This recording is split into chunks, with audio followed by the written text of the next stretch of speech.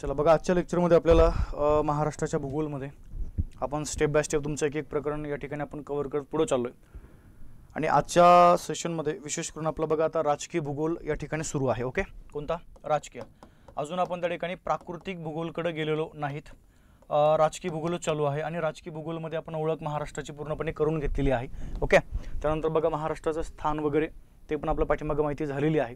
त्यानंतर महाराष्ट्राच्या सीमा नावाचं प्रकरण पण आपण त्या ठिकाणी समजून घेतलेलं आहे. बाकी जिल्हा निर्मिती वगैरे हे आपलं काल झालंय. आता आजच्या लेक्चरमध्ये आपल्याला काय सुरू करायचं बघा, महाराष्ट्राचे हे जे प्रशासकीय विभाग आहेत आपल्याला चर्चा करायची बघा या डिपार्टमेंट संदर्भात. कशाबद्दल? प्रशासकीय विभाग. आता कधी कधी काय होतं माहिती आहे का, आपल्याला बऱ्याचदा एक्झाममध्ये ह्या प्रशासकीय डिपार्टमेंटच्या बद्दल तुम्हाला परीक्षेमध्ये प्रश्न असतात. मग आता प्रश्न कसे आहेत, कोणत्या प्रकारचे आहेत, आपण सविस्तर काय करू बघा त्या संदर्भात या ठिकाणी चर्चा करूया.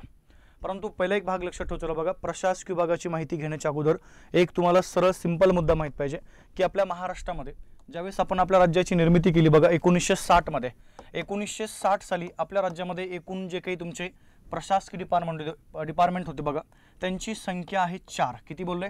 4 विभाग. आता हे जर तुम्ही 1960 चे जर 4 प्रशासकीय विभाग जर बघितले बघा तर हे कोणते होते ते एक लक्षात ठेवा. चला, त्यापैकी पहिला प्रशासकीय विभाग आपण जर पाहिला बघा तर तो आहे त्या ठिकाणी नागपूर प्रशासकीय विभाग. त्यानंतर 2 नंबर आपण जर बघितलं तर पुणे प्रशासकीय विभाग आहे. 3 नंबर आपण जर बघितलं बघा तर तो आहे त्या ठिकाणी मुंबई प्रशासकीय विभाग. आणि चौथ्या क्रमांकाचा आपण जर विचार केला बघा तर तो आहे त्या ठिकाणी छत्रपती संभाजीनगर प्रशासकीय विभाग. असे जवळजवळ 1960 साली, आता त्या कालखंडामध्ये 1960 मध्ये छत्रपती संभाजीनगर हे जे आहे त्याचं नाव औरंगाबाद होतं. आता त्या ठिकाणी नामांतरण झालेलं आहे.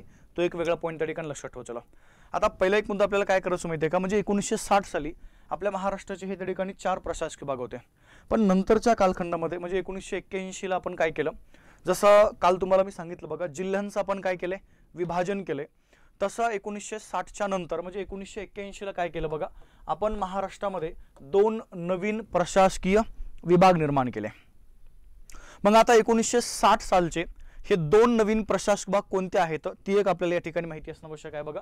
त्यापैकी आपण जर बघितलं तर काय केलं बघा, पुणे हा जो प्रशासकीय विभाग आहे त्याचं आपण विभाजन केलं आणि या पुणे विभागातून काय केलं बघा, एक नवीन विभाग निर्माण केला ज्याचं नाव लक्षात ठेवा. चला, नाशिक प्रशासकीय विभाग.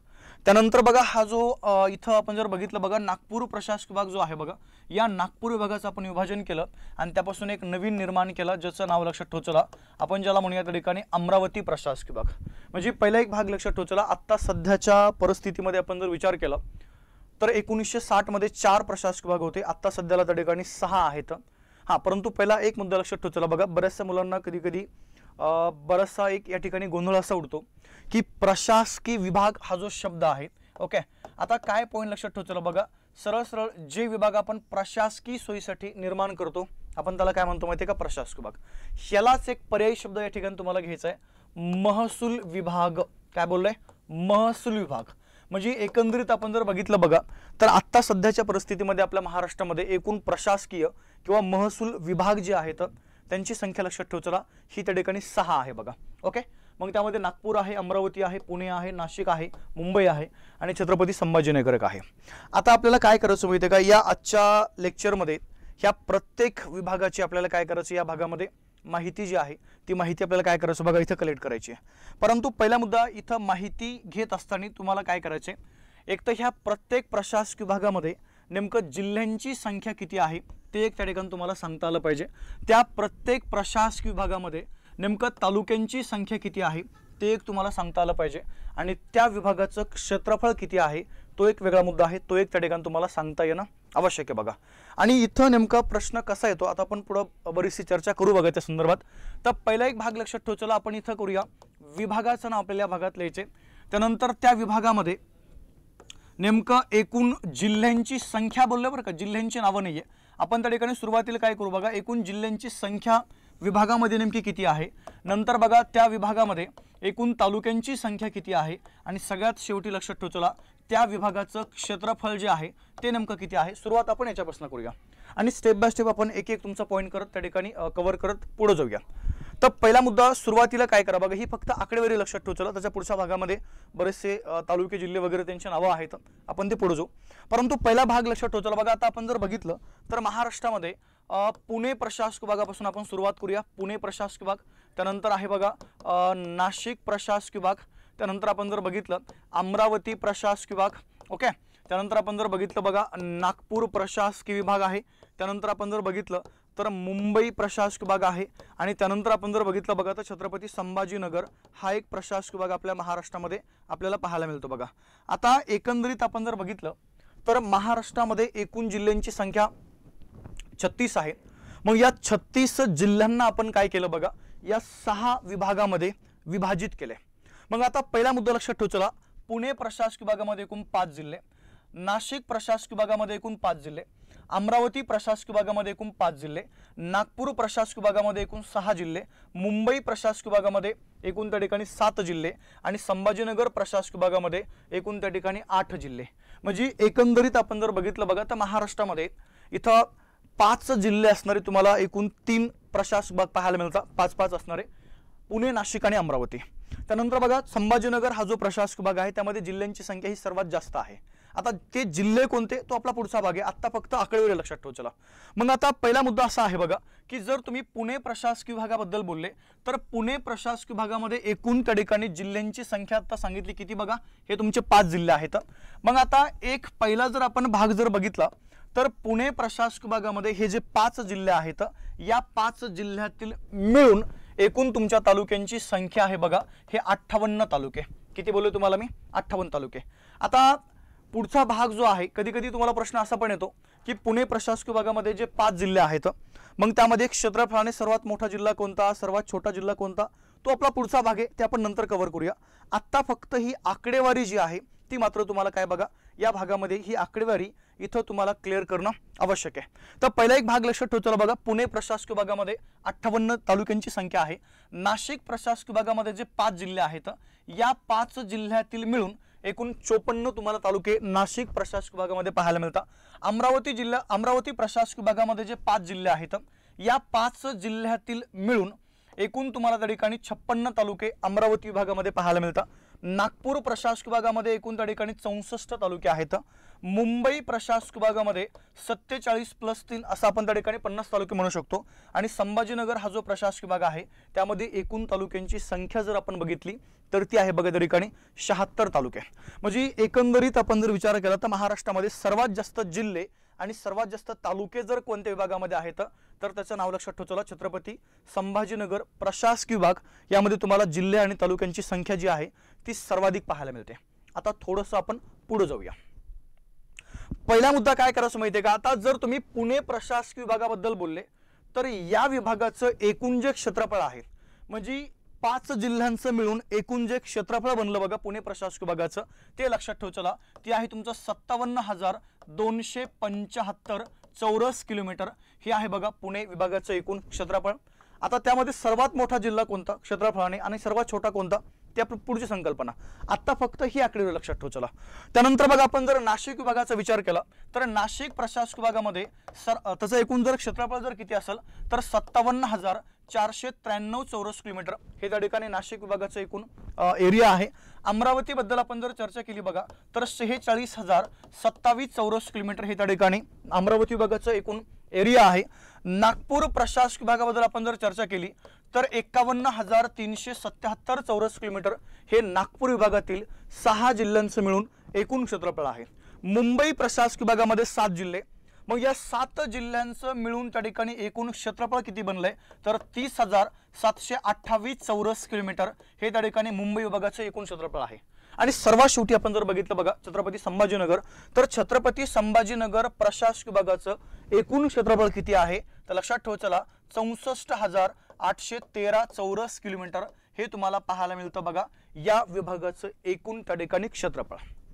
मग आता कधी कधी काय होतं आपल्याला प्रश्न थोडासा वेगळा येतो, वेगळा असा येतो की महाराष्ट्रामध्ये सर्वात जास्त क्षेत्रफळ कोणत्या विभागाचं आहे, किंवा सरळ सरळ तुम्हाला प्रश्न असा येतो बघा की क्षेत्रफळानुसार हे जे काही प्रशासकीय विभाग आहेत ओके त्यांचा योग्य चौथा म्हणा किंवा त्या ठिकाणी योग्य उतरता म्हणा हा क्रम लावा, असा जर तुम्हाला परीक्षेमध्ये जर प्रश्न आला तर हा क्रम मात्र त्या ठिकाणी तुम्हाला लावता येणं आवश्यक आहे। तुम्हाला बऱ्याचदा एक्झाम मध्ये ह्या क्रमाबद्दल इथं परीक्षेमध्ये प्रश्न विचारलेले आहेत ओके, त्यामुळे तुम्हाला सरळ हा जो मुद्दा आहे तो मुद्दा तुमचा पहिला त्या ठिकाणी क्लिअर असणं आवश्यक आहे। आता आपल्याला काय करायचं माहिती आहे का, एक वेगळी संकल्पना ह्या प्रशासकीय विभागासंदर्भात समजून घ्यायची आहे, जिथं तुम्हाला आयोग असेल किंवा वेगवेगळ्या आपल्या ज्या स्पर्धा परीक्षा आहेत या परीक्षेमध्ये तुम्हाला ह्या संकल्पनेवरती 100% प्रश्न विचारला जातो म्हणजे जातो, त्यामुळे तुम्हाला ह्याबद्दल माहिती असणं आवश्यक आहे बघा. ठीक आहे, आता प्रत्येक विभागातील जिल्ह्यांची संख्या, तालुक्यांची संख्या आणि त्याचं क्षेत्रफळ आपण त्या ठिकाणी काय केलं बघा या भागामध्ये समजून घेतलेलं आहे. आता थोडंसं आपण पुढे जाऊया. आपण काय करू माहिती आहे का, आता हे जे तुमचे प्रशासकीय विभाग आहेत जिल्ह्यांची संख्या आपण बघितली बरोबर आहे का नाही, परंतु आता हे जे काही जिल्हे आहेत ते जिल्ह्यांची नावं नेमकी काय आहेत आपण काय करू बघा तर त्याच्याबद्दल चर्चा करूया. ठीक आहे, चला एक एक मुद्दा आपण तुमचा कव्हर करतोय. आता जिल्ह्यांची नावं संख्या झाली, आपण चाललोय बघा त्या ठिकाणी जिल्ह्यांच्या नावाकडं.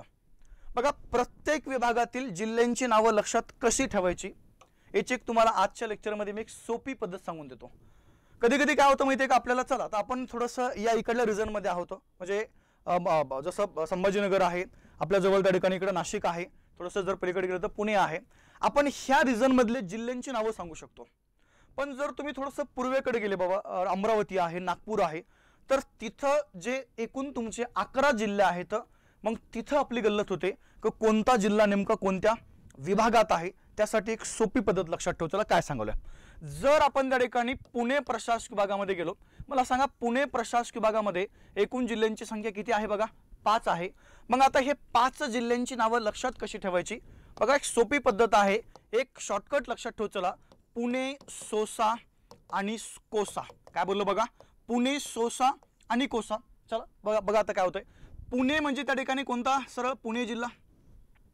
सो म्हणजे लक्षात ठेव चला बघा, तो आहे तुमच्या त्या ठिकाणी सोलापूर जिल्हा. त्यानंतर आपण जर बघितलं बघा, सा म्हणजे लक्षात ठेव चला हा सातारा जिल्हा. त्यानंतर आपण जर बघितलं हा को म्हणजे लक्षात ठेव चला बघा तुमच्या त्या ठिकाणी कोल्हापूर जिल्हा. आणि जर थोडंसं आपण पुढे गेलो बघा, हा सा म्हणजे इथं लक्षात ठेव चला त्या ठिकाणी कोणता जिल्हा तुमचा, तर तो आहे सांगली जिल्हा. म्हणजे पुणे प्रशासकीय विभागामध्ये हे जे तुमचे जिल्हे आहेत, ओके, ह्या जिल्ह्यांची नावं तुम्हाला या भागामध्ये माहीत असणं आवश्यक आहे. आता आपल्याला काय करायचं माहिती आहे का, थोडक्यात या पुणे प्रशासकीय विभागाची एक वेगळी माहिती जी आहे ती माहिती त्या ठिकाणी तुम्हाला कव्हर करायची. तर पहिला मुद्दा, तुम्हाला पुणे प्रशासकीय विभागाचं मुख्यालय नेमकं कुठं आहे ते एक तुम्हाला माहित असणं आवश्यक आहे. आता पुणे विभागामध्ये जिल्ह्यांची संख्या आपण बघितली, तालुक्यांची संख्या पण आपण आता बघितलेली आहे, ओके. त्यानंतर आपण जर बघितलं बघा त्याचं क्षेत्रफळ पण आपण काय केलं या भागामध्ये कव्हर केलेलं आहे. आता पुणे प्रशासकीय विभागामध्ये एकूण मनपा म्हणजे महानगरपालिका किती आहेत हा एक वेगळा मुद्दा आपल्याला या ठिकाणी समजून घ्यायचा आहे. आणि त्यानंतर आपण जर बघितलं बघा तर हा जो पुणे प्रशासकीय विभाग आहे, ह्या पुणे प्रशासकीय विभागाच्या ज्या सीमा आहेत ह्या नेमकं इतर किती राज्यांशी संलग्न आहेत, सीमा इतर राज्यांशी आपण ज्याला म्हणूया संलग्न आहेत, हे पण त्या ठिकाणी तुम्हाला बऱ्याचदा परीक्षेमध्ये विचारलं जातं. त्यामुळे तुम्हाला तो एक मुद्दा या भागामध्ये समजून घ्यायचा आहे. आता पहिला एक पॉईंट लक्षात ठेवा बघा, काय करायचं आपल्याला, मी तुम्हाला एक सेपरेट मुद्दा सांगणार आहे थोडंसं पुढे गेल्यानंतर. त्याला मुद्दा म्हणून आपण इथे घेत नाहीये, कारण की काय होतं माहितीये का, बऱ्याचदा तुम्हाला तो सेपरेटच घ्यावा लागतो आपल्याला मुद्दा. म्हणजे पुणे प्रशासकीय विभागामध्ये अति उत्तरेकडं, अति दक्षिणेकडं, पूर्वेकडं, पश्चिमेकडं जे अंतिम टोकं आहेत, आयोगाने तुम्हाला तिथं बऱ्याचदा प्रश्न विचारलाय, ते आपण नंतर बोलूया. आता पहिला भाग लक्षात ठेवा बघा, जर तुम्ही पुणे प्रशासकीय विभागाचं मुख्यालय जर बघितलं, पुणे शहरामध्ये आहे. एकूण जिल्ह्यांची संख्या आपण बघितली 5 आहे, तालुके त्या ठिकाणी 58 आहेत, क्षेत्रफळ तुम्हाला माहित आहे. या पुणे विभागाचं एकूण आपण जर त्या ठिकाणी क्षेत्रफळ बघितलं तर 57,275 चौरस किलोमीटर हे तुम्हाला पुणे प्रशासकीय विभागाचं काय पाहायला मिळतं बघा, या भागामध्ये क्षेत्रफळ पाहायला मिळतं. जर आपण आपल्या महाराष्ट्रातल्या एकूण महानगरपालिकांचा विचार केला तर एकूण आपल्या महाराष्ट्रामध्ये या घडीला 29 महानगरपालिका आहेत आणि 29 महानगरपालिकेपैकी तुम्हाला 5 महानगरपालिका ह्या त्या ठिकाणी पुणे प्रशासकीय विभागामध्ये पाहायला मिळतील. आता थोडक्यात पुढे जो बघा आपण, पहिला मुद्दा मी तुम्हाला याच्या पाठीमागं सीमा नावाचं प्रकरण तुमचं मी कव्हर केलेलं आहे. कोणतं बघा, सीमा. आणि या सीमामध्ये मग मी तुम्हाला सांगितलं होतं की कोणत्या जिल्ह्याच्या सीमा इतर कोणत्या राज्याला लागल्यात. आता तो जिल्हा कोणत्या विभागात आहे लक्षात ठेव चला, तो जिल्हा कोणत्या विभागात आहे याचा अर्थ असा होतो की त्या विभागाची सीमा त्या राज्याला लागली.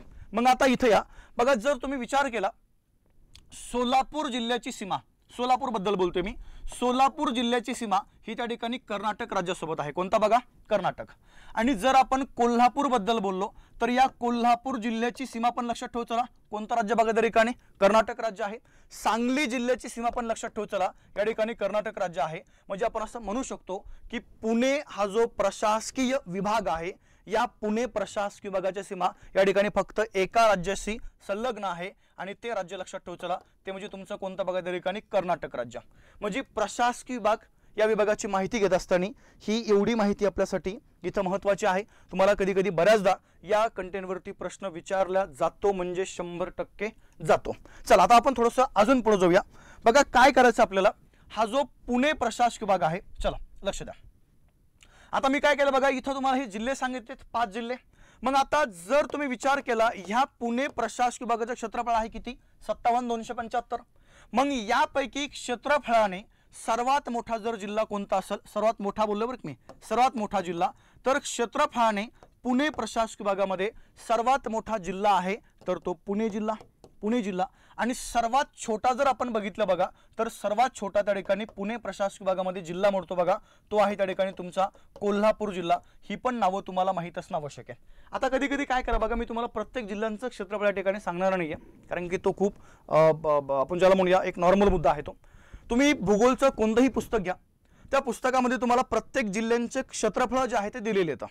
मग आता इथं आपल्याला काय करायचं माहिती आहे का, डायरेक्ट मोठा आणि छोटा समजून घ्यायचा आहे। मग पुणे प्रशासकीय विभागाबद्दल आपण जर चर्चा केली तर सर्वात मोठा जिल्हा पुणे जिल्हा आहे क्षेत्रफळाने, आणि सर्वात छोटा जिल्हा जर कोणता असेल तर कोणता बघा त्या ठिकाणी कोल्हापूर जिल्हा आहे। आता एक शेवटचा मुद्दा म्हणजे आपण काय होईल बघा, हा जो पुणे प्रशासकीय विभाग आहे त्या ठिकाणी तुमचा लगेच खतम होऊन जाईल। पहिला मुद्दा एक लक्षात ठेवा बघा, तुम्हाला कधी कधी प्रश्न कसा येतो, जे तुम्हाला आता मी सांगत होतो, हा जो पुणे प्रशासकीय विभाग आहे या विभागामध्ये अति उत्तरेकडे, अति दक्षिणेकडे, अति पूर्वेकडे आणि अति पश्चिमेकडे असणारे तालुके तुम्हाला विचारले जातात। जर तुम्ही पाठीमागचा क्वेश्चन पेपर जर चेक केला तर एमपीएससीने तुम्हाला इथे प्रश्न विचारलेला आहे की पुणे प्रशासकीय विभागाच्या अति उत्तरेकडे कोणता तालुका आहे, तर पुणे जिल्ह्यामधला या ठिकाणी जुन्नर तालुका हा अति उत्तरेकडे आहे। त्यानंतर पुणे प्रशासकीय विभागामधला अति पूर्वेकडे सोलापूर जिल्ह्यामधला अक्कलकोट तालुका आहे। अति पश्चिमेकडे पुणे जिल्ह्यामधला त्या ठिकाणी मावळ तालुका आहे, आणि अति दक्षिणेकडे कोल्हापूर जिल्ह्यामधला तुम्हाला त्या ठिकाणी तालुका पाहायला मिळतो बघा, चंदगड तालुका। कोणता बोललोय त्या ठिकाणी तुम्हाला मी, चंदगड तालुका, जो तुम्हाला पुणे प्रशासकीय विभागामधला अति दक्षिणेकडला तालुका पाहायला मिळतो। म्हणजे पहिला भाग आपल्याला काय करायचंय, ह्या प्रत्येक प्रशासकीय विभागाची माहिती घेत असताना तुम्हाला त्या विभागाचं क्षेत्रफळ, ओके, त्याबद्दल इतर जनरल जी माहिती आहे ती जनरल माहिती आपल्याला या ठिकाणी माहीत असणं आवश्यक आहे बघा। ठीक आहे, चला पुणे प्रशासकीय विभाग तुमचा संपला। आता आपण थोडक्यात पुढे जाऊ बघा।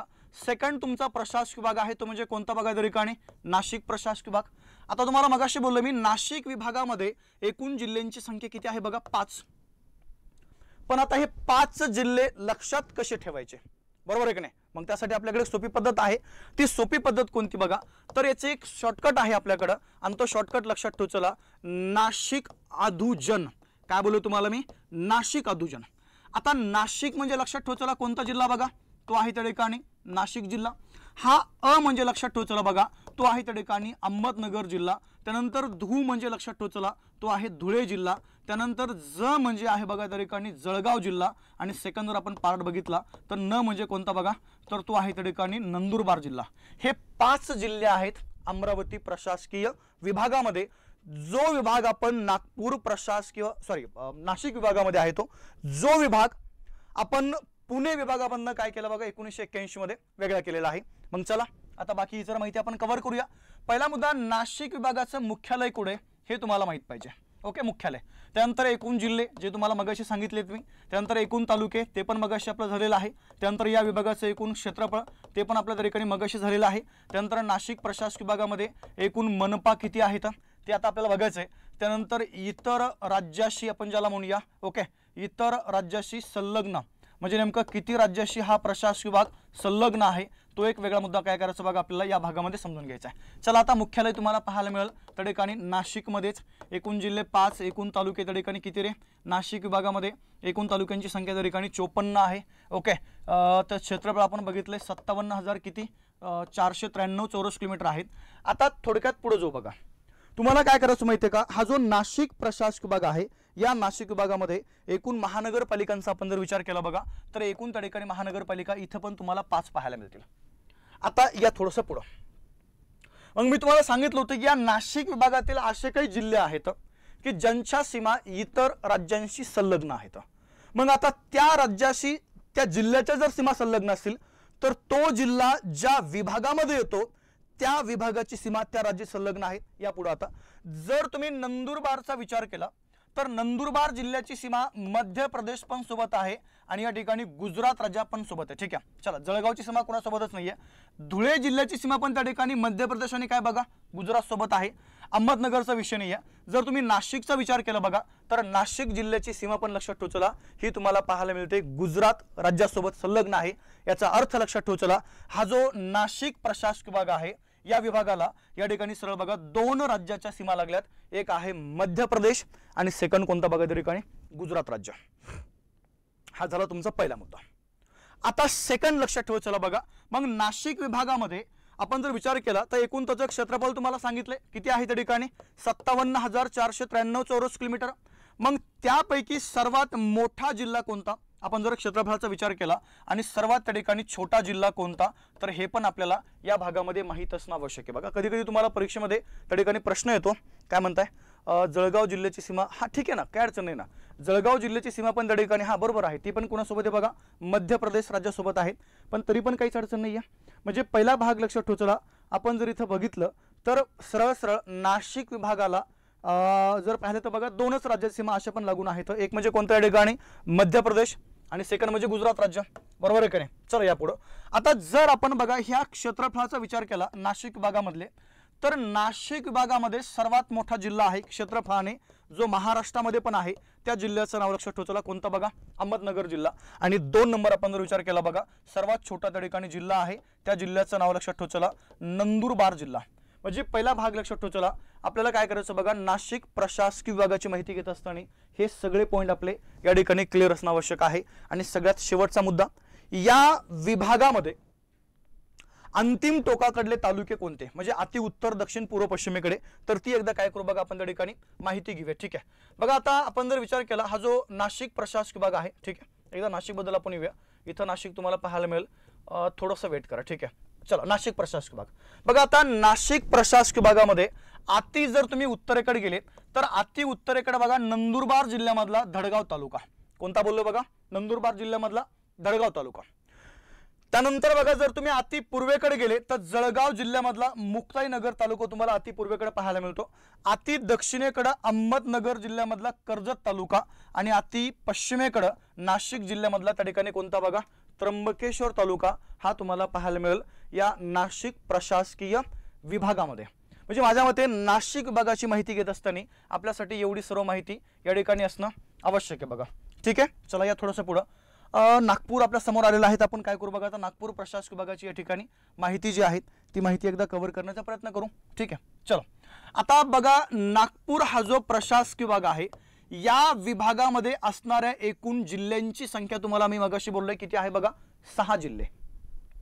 किती बोललोय 6। मग आता पहिला माझा मुद्दा लक्षात ठेवा, हे जिल्ह्यांची नावं लक्षात कशी ठेवायची, मग आपल्याकडे सोपी पद्धत आहे आणि ती पद्धत लक्षात ठेवा, नागोने भंग केली चव, काय बोललोय नागोने भंग केली चव। आता पहिला मुद्दा ना म्हणजे लक्षात ठेवा बघा हा आहे त्या ठिकाणी नागपूर जिल्हा, गो म्हणजे लक्षात ठेवा बघा तो आहे त्या ठिकाणी गोंदिया जिल्हा, ने शब्द कट करून टाका, भ म्हणजे लक्षात ठेवा तो आहे त्या ठिकाणी भंडारा जिल्हा, ग म्हणजे बघा त्या ठिकाणी गडचिरोली जिल्हा, कोणता जिल्हा त्या ठिकाणी गडचिरोली, केली शब्द कट करा, च म्हणजे लक्षात ठेवा तो आहे तुमचा चंद्रपूर जिल्हा आणि व म्हणजे कोणता बघा त्या ठिकाणी तर तो आहे वर्धा जिल्हा। असे 6 जिल्हे नागपूर प्रशासक विभागामध्ये आहेत। मग चला आपले पॉइंट आपल्याला सोडायचे नाहीये। पहिला मुद्दा तुम्हाला जिल्हा या विभागाचं मुख्यालय माहित पाहिजे, ओके। त्यानंतर जिल्ह्यांची नावं आता आपण बघितली, जिल्ह्यांची संख्या तालुक्यांची संख्या तुम्हाला माहित पाहिजे। त्यानंतर बघा त्या विभागाचं क्षेत्रफळ माहित पाहिजे, त्या विभागामध्ये असणाऱ्या महानगरपालिका माहित पाहिजेत किती आहेत, आणि शेवटी जर आपण बघितलं बघा तर इतर राज्यांशी संलग्न जे आहेत ते पण त्या ठिकाणी तुम्हाला माहित असणं आवश्यक आहे। ठीक आहे, आणि मग सर्वात मोठा सर्वात छोटा आणि अंतिम टोकाकडले तालुके बघा। आता थोडंसं आपण जर पुढे गेलो बघा हा जो नागपूर प्रशासक विभाग आहे, चला मुख्यालय लक्षात ठेवा, चला नागपूरमध्येच आहे। एकूण जिल्हे 6, एकूण तालुके त्या ठिकाणी किती बघा 64, आणि तुम्हाला मगाशी क्षेत्रफळ बोललोय मी, या विभागाचं एकूण एरिया आहे 51,377 चौरस किलोमीटर। आता जे 6 जिल्हे या नागपूर प्रशासकीय विभागामध्ये आहेत, कधी कधी काय होतं माहिती आहे का, तुम्हाला प्रश्न असा येतो की नागपूर प्रशासकीय विभागामध्ये मग पहिला भाग लक्षात ठेवा, या ठिकाणी आपण जर बघितलं तर एकूण ज्या महानगरपालिका आहेत इथपर्यंत आपण आलतो बघा, एकूण महानगरपालिका तुम्हाला फक्त 2 पाहायला मिळतील. किती बघा? 2 महानगरपालिका. आता सेकंड मुद्दा, इतर राज्यांशी असणारे जे काही इतर राज्य आहेत बघा संलग्न, मग त्यासाठी तुम्हाला सांगितलं होतं बघा. आता एक गोष्ट लक्षात ठेवा, चला नागपूर आहे, गोंदिया आहे, भंडारा आहे, बरोबर आहे का नाही, या 3 जिल्ह्यांच्या सीमा लागल्या मध्य प्रदेश सोबत, बरोबर आहे. चलो त्यानंतर बघा गडचिरोली बद्दल आपण जर चर्चा केली बघा, तर गडचिरोली जिल्हा सीमा आहे बघा त्या ठिकाणी छत्तीसगड सोबत, अरे बरोबर आहे का. आणि जर आपण या चंद्रपूर बद्दल बोललो तर चंद्रपूर जिल्ह्याची सीमा तुम्हाला तेलंगणा राज्यासोबत त्या ठिकाणी पाहायला मिळते. कोणतं राज्य? तेलंगणा. याचा अर्थ लक्षात ठेवा चला की नागपूर प्रशासकीय विभागाला महाराष्ट्र म्हणजे आपल्या ह्या भारतातील एकूण 3 राज्यांच्या सीमा लागल्यात. एक आहे मध्य प्रदेश, 2 नंबर आहे बघा त्या ठिकाणी छत्तीसगड राज्य, आणि तिसरं लक्षात ठेवायचं त्या ठिकाणी कोणतं बघा, तर ते आहे तेलंगणा राज्य. ठीक आहे, तर तुम्हाला हे पण या ठिकाणी माहीत असणं आवश्यक आहे म्हणजे आहे. आणि शेवटी जर आपण बघितलं बघा, पुन्हा आपले मुद्दा इकडे वेगळा येतोय. मग या विभागामध्ये आपण जर क्षेत्रफळाचा विचार केला तर सर्वात मोठा जिल्हा कोणता आणि सर्वात छोटा जिल्हा कोणता हे पण त्या ठिकाणी तुम्हाला माहीत असणं आवश्यक आहे. मग नागपूर प्रशासकीय विभागामध्ये सर्वात मोठा जिल्हा आहे बघा गडचिरोली जिल्हा. कोणता बोललोय मी? गडचिरोली. आणि सर्वात छोटा जर तुम्ही बोलले बघा तर सर्वात छोटा आहे त्या ठिकाणी हा भंडारा जिल्हा. हे 2 जिल्हे आपल्याला या भागामध्ये माहीत असणं आहे, सर्वात छोटे आणि सर्वात मोठे. त्यानंतर दुसरा मुद्दा बघा, अंतिम टोक. अंतिम टोक मग आपण जर नागपूर विभागाचा विचार केला बघा, तर या विभागाच्या अति उत्तरेकडं एक तालुका आहे नागपूर जिल्ह्यामधला रामटेक तालुका. अति पूर्वेकडे बघा गडचिरोली मधला भामरागड तालुका, अति दक्षिणेकडे गडचिरोली मधला सिरोंचा तालुका, आणि वर्ध्यामधला आष्टी तालुका हा तुम्हाला पाहायला मिळतो बघा त्या ठिकाणी अति पश्चिमेकडे. म्हणजे कधी कधी काय होतं आपल्याला ह्या सर्व जे काही तालुके जिल्हे आहेत ओके अंतिम टोकाकडले यांचे नावं जर तुम्हाला विचारले तर हे त्या ठिकाणी तुम्हाला माहीत असणं आवश्यक आहे म्हणजे आहे. ओके चलो या पुढे आता एक सेकंड लास्ट विभाग आहे बघा संभाजीनगर प्रशासकीय विभाग. काय बोललोय? संभाजीनगर. ठीक आहे, आता पहिला एक मुद्दा लक्षात ठेवा बघा, आपण जर छत्रपती संभाजीनगर या विभागाचा विचार केला तर या विभागामध्ये एकूण जिल्ह्यांची संख्या त्या ठिकाणी किती आहे बघा? 8 जिल्हे आहेत, बरोबर आहे का. मग आता हे 8 जिल्हे कोणते बघा, त्यातला पहिला तुमचा जिल्हा आहे छत्रपती संभाजीनगर जिल्हा. ठीक आहे, पूर्वीचा औरंगाबाद हे पण त्या ठिकाणी नामांतरण लक्षात ठेवू चला. त्यानंतर आपण जर बघितलं बघा 2 नंबर आहे त्या ठिकाणी बीड जिल्हा. 3 नंबर आपण जर बघितलं तर आहे बघा त्या ठिकाणी परभणी जिल्हा. त्यानंतर आहे बघा त्या ठिकाणी जालना जिल्हा. त्यानंतर आपण जर बघितलं बघा अजून एक आहे तुमचा कोणता सांगा, तो लक्षात ठेवू चला बघा पूर्वीचा उस्मानाबाद म्हणजे आत्ता सध्याचा आपला त्या ठिकाणी धाराशिव जिल्हा. त्यानंतर आपण जर बघितलं तर हिंगोली जिल्हा पण त्या ठिकाणी तुम्हाला या विभागामध्ये मोडताना पाहायला मिळतो. त्यानंतर आहे बघा या ठिकाणी लातूर जिल्हा. आणि अजून एक लक्षात ठेवू चला तो म्हणजे कोणता बघा त्या ठिकाणी नांदेड जिल्हा. 1 2 3 4 5 6 7 8 असे 8 जिल्हे तुम्हाला छत्रपती संभाजीनगर या प्रशासकीय डिपार्टमेंटमध्ये त्या ठिकाणी मोडताना पाहायला मिळतील. मग चला आपले मुद्दे आपल्याला सोडायचे नाही. पहिला मुद्दा तुम्हाला मुख्यालय क्लिअर पाहिजे. त्यानंतर बघा तो जो विभाग आहे त्यामध्ये असणारी जिल्ह्यांची संख्या, त्यामध्ये असणाऱ्या त्या ठिकाणी तालुक्यांची संख्या. ओके, त्यानंतर बघा त्या विभागाचं क्षेत्रफळ, त्यानंतर त्यामध्ये असणाऱ्या एकूण महानगरपालिका, त्यानंतर इतर राज्यांशी त्या ठिकाणी संलग्न जे इतर राज्य आहेत त्यांची नावं, आणि या विभागामधला क्षेत्रफळाने सर्वात मोठा जिल्हा आणि क्षेत्रफळाने काय बघा त्या ठिकाणी सर्वात छोटा जिल्हा. ही बेसिक माहिती आहे. ही बेसिक माहिती आपल्याला या ठिकाणी या विभागाची माहिती असणं आवश्यक आहे बघा. ठीक आहे, तुम्ही कोणताही क्वेश्चन पेपर त्या ठिकाणी चेक करा तर या क्वेश्चन पेपरमध्ये अशा टाईपचे प्रश्न त्या ठिकाणी तुम्हाला विचारले गेलेले आहेत. त्यामुळे तुम्हाला या विभागाची जी माहिती आहे ती माहिती त्या ठिकाणी असणं आवश्यक आहे. ठीक आहे, आता ही तर माहिती आपण त्या ठिकाणी घेतलेलीच आहे बघा. मुख्यालय तुम्हाला पाहायला मिळतंय छत्रपती संभाजीनगर या प्रशासकीय डिपार्टमेंट इथं या जिल्ह्यामध्ये. त्यानंतर बघा एकूण जिल्हे 8 तालुके त्या ठिकाणी 76, क्षेत्रफळ 64,813 चौरस किलोमीटर, एकूण महानगरपालिका 5. आता ह्या जिल्ह्यांचा आपण जर विचार केला बघा तर या 8 जिल्ह्यांच्या सीमा इतर कोणत्या कोणत्या राज्याला लागल्यात ते अगदी समजून घेऊया. पहिला तर मुद्दा संभाजीनगर प्रशासकीय डिपार्टमेंटमध्ये एकूण 8 जिल्हे, त्यापैकी 3 जिल्ह्यांची सीमा इतर राज्यांशी संलग्न आहेत. त्यापैकी आपण जर बघितलं बघा नांदेड हा जो जिल्हा आहे, कोणता जिल्हा बोललो? नांदेड. नांदेड जिल्ह्याची सीमा तेलंगणा राज्यासोबत पण आहे आणि या ठिकाणी कर्नाटक राज्यासोबत पण आहे. लातूर जिल्ह्याची सीमा तुम्हाला त्या ठिकाणी पाहायला मिळते, लातूर जिल्हा ओके कर्नाटक राज्यासोबत आहे. ओके, आणि धाराशिवची पण सीमा त्या ठिकाणी कोणतं बघा? कर्नाटकच आहे. म्हणजे पहिला भाग लक्षात ठेवतो आपण जर विचार केला तर छत्रपती संभाजीनगर या प्रशासकीय विभागाचा आपण जर विचार केला बघा तर 2 राज्यांसोबत तुम्हाला या विभागाच्या सीमा पाहायला मिळतील। एक आहे त्या ठिकाणी तेलंगणा राज्य आणि सेकंड त्या ठिकाणी कोणतं बघा तर ते आहे सरळ सरळ कर्नाटक राज्य। आता या विभागाचा आपण जर विचार केला तर क्षेत्रफळाने सर्वात मोठा जिल्हा आहे तो म्हणजे बीड जिल्हा आणि सर्वात छोटा जर जिल्हा कोणता म्हणला तर तो आहे बघा त्या ठिकाणी हिंगोली जिल्हा। तो एक वेगळा भाग आपल्याला या ठिकाणी माहित असणं आवश्यक आहे। आणि शेवटी जर आपण बघितलं बघा तर छत्रपती संभाजीनगर या प्रशासकीय डिपार्टमेंटमध्ये अति उत्तरेकडे अति पूर्वेकडे जे तुमचे तालुके आहेत ते लक्षात ठेवायचं। हे नामांतरण झालेलं आहे, थोडंसं पूर्वीची पीपीटी आहे त्यामुळे हे पूर्वीचं नाव त्यामध्ये येऊन जाईल बघा, ठीक आहे। आता थोडंसं आपण याला कट करूया आणि इथं आपण नाव लिहून टाकू म्हणजे ते तुम्हाला नंतर अडचण येणार नाही आहे, ठीक आहे। छत्रपती संभाजीनगर इथं पण त्या ठिकाणी छत्रपती संभाजीनगर करतो, या भागामध्ये पण छत्रपती संभाजीनगर, ठीक आहे। हे नामांतरण झालेलं लक्षात ठेवायचं बरं का। उस्मानाबादचं पण नामांतरण झालेलं आहे, इथं आता उस्मानाबादचं नामांतरण धाराशिव आपण असं करूया म्हणजे हे लक्षात ठेवायचं। कधी कधी आयोग तुम्हाला म्हणजे बऱ्याचशा हे विचारतं बरं का। बीड जिल्ह्यामध्ये अंबेजोगाई नावाचा एक तालुका आहे त्याचं पण नामांतरण झालं होतं, म्हणजे पूर्वी मोमिनाबाद असं त्याचं नाव होतं, काय बघा मोमिनाबाद, आता सध्याला अंबेजोगाई, म्हणजे हे नामांतरण तुम्हाला विचारलं जातं त्यामुळे ते एक थोडंसं आपलं त्या बाबीकडे थोडंसं काळजीपूर्वक लक्ष देणं आपण गरजेचं आहे। बघा आता मुद्दा असा आहे, मग संभाजीनगर प्रशासकीय डिपार्टमेंट संदर्भात आपण जर बोललो बघा, अति उत्तरेकडे एक तालुका आहे ज्या तालुक्याचं नाव लक्षात ठेवा, सोयगाव तालुका। अति पूर्वेकडे बघा नांदेड मधला किनवट तालुका, अति दक्षिणेकडे धाराशिव मधला तुळजापूर तालुका आणि अति पश्चिमेकडे या ठिकाणी छत्रपती संभाजीनगर मधला वैजापूर तालुका। म्हणजे ही एवढी बेसिक माहिती आपल्याला या ठिकाणी छत्रपती संभाजीनगर या प्रशासकीय डिपार्टमेंटची माहिती असणं आवश्यक आहे। आणि शेवटी राहिला बघा आपला फक्त एकच प्रशासकीय विभाग आणि तो आहे मुंबई प्रशासकीय विभाग। कोणता बोललोय? मुंबई।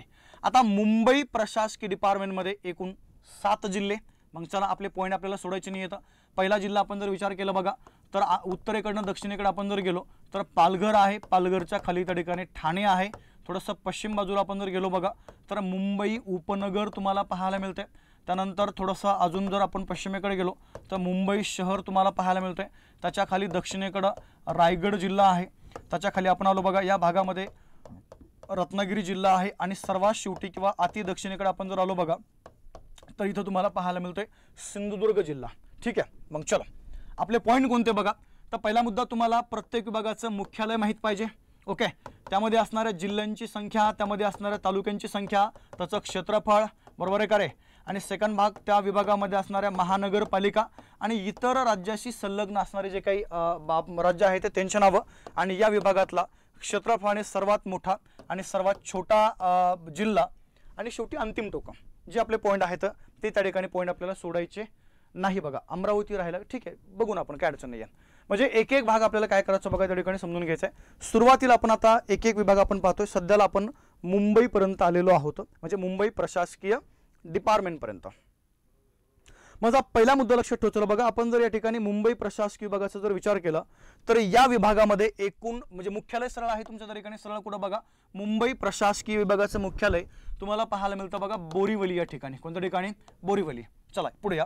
एकूण जिल्हे 7, एकूण तालुके त्या ठिकाणी पाठीमागे आपलं बोलणं झालं 47 + 3, क्षेत्रफळ आहे बघा 30,728 चौरस किलोमीटर। आता एक एक भाग असा आहे, जर तुम्ही आपण मुंबई प्रशासकीय विभागाबद्दल जर बोललो त्याला त्या ठिकाणी कोकण प्रशासकीय विभाग असं पण बोलतात बरं का, तो एक भाग लक्षात ठेवा, ठीक आहे। एकूण महानगरपालिका आहेत 9 महानगरपालिका, म्हणजे एक पहिला भाग लक्षात ठेवा।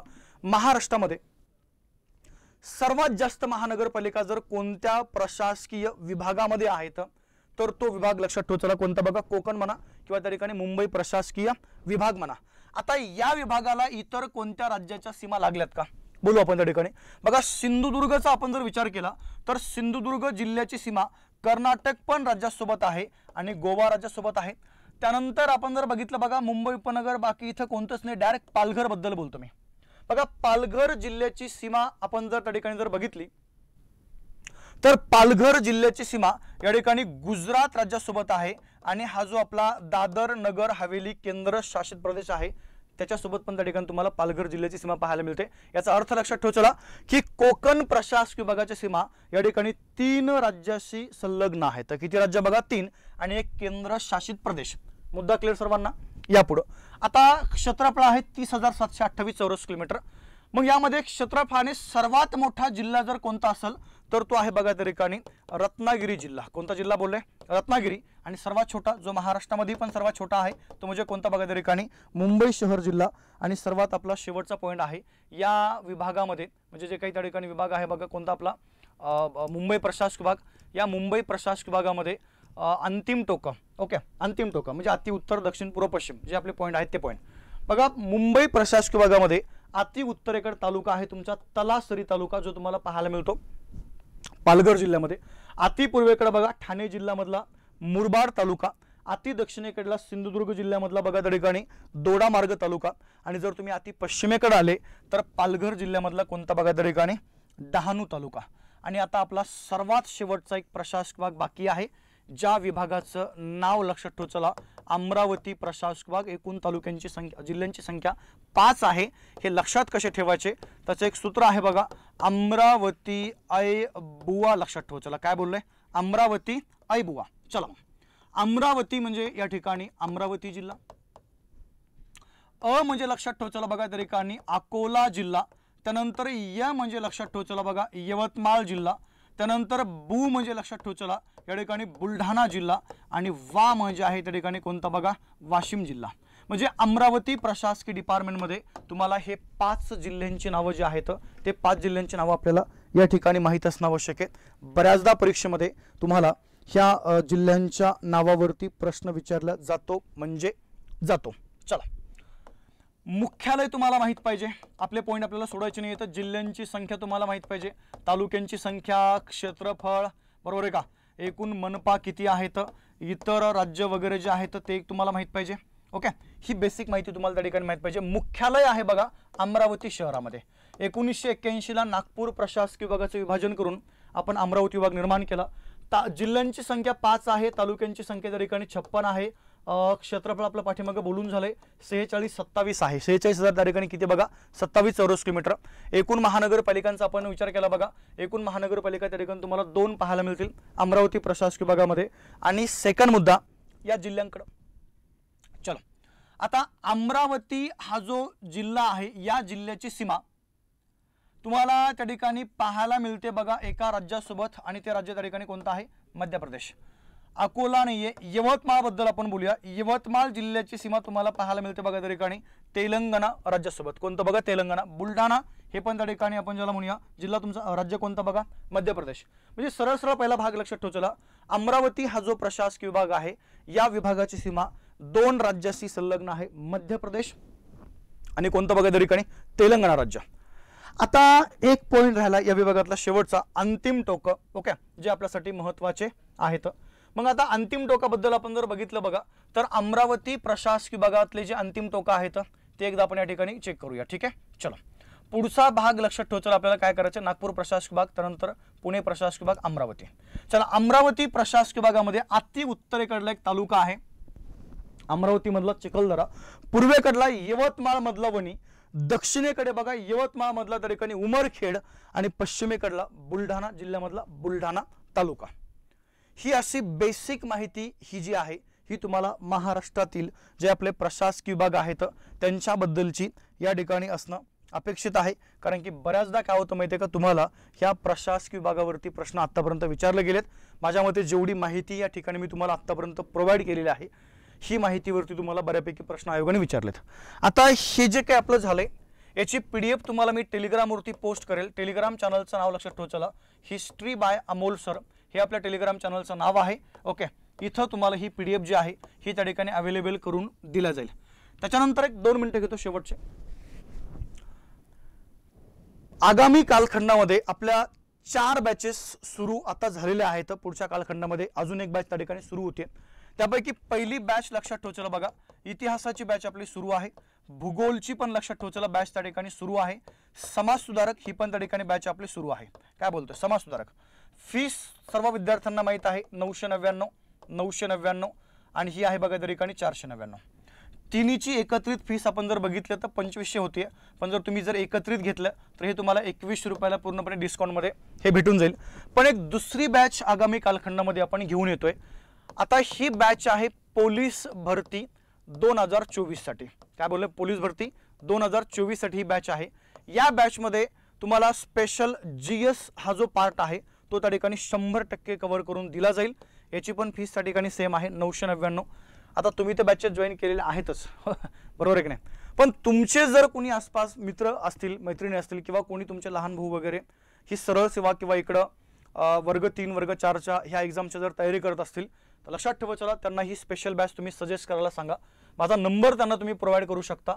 नंबर आहे 99 75 75 54 99 किंवा हे जे टेलिग्राम चॅनल आहे, टेलिग्राम चॅनल त्या ठिकाणी त्यांना तुम्ही जॉईन करा सांगू शकता. इथं पण बरीचशी माहिती मी डेलीच्या भागामध्ये तिथं तुम्हाला अपलोड करत असतो. ठीक आहे, चला मित्रांनो थांबूया, आपण भेटू आपण आपल्या सेकंड लेक्चरमध्ये. तोपर्यंत जय हिंद, जय महाराष्ट्र, शुभरात्री.